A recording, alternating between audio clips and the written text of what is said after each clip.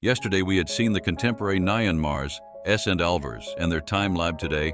Let us see the same temples and shared sacred spaces across Tamil Nadu, particularly in the Bhakti movement period by these saints.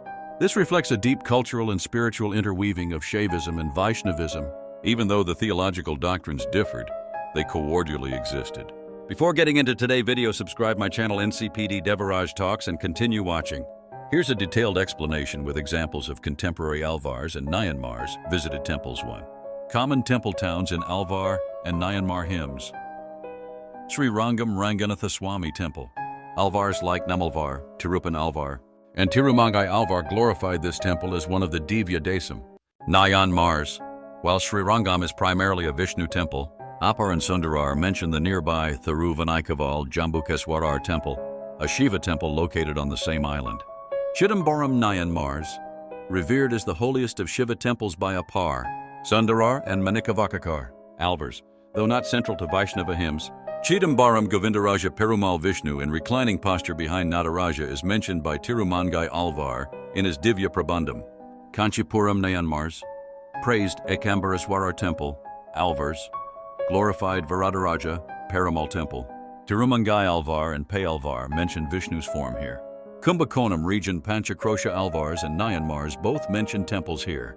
Towns like Tiruvinagar, the Opiliappan temple, and Tirunagaswaram, the Rahusthalam, Shiva Itcho, shared sacred geography. Shared sacred space. Different deity focus. Even when focusing on different deities, the saints acknowledge the spiritual importance of the same etc. Some Vaishnava saints even praised Shaivite sites for their spiritual power, and vice versa.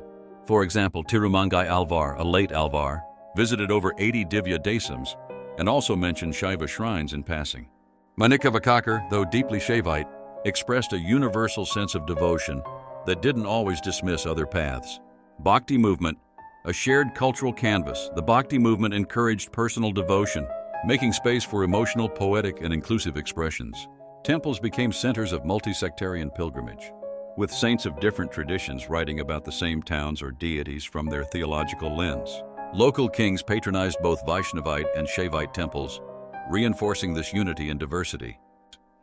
Even though principle and ideology differ in the path of enlightenment, mentioned in Vaishnavism and Shaivism, they are cordial existed and portrayed each another gods with generous mind without conflicting with each other.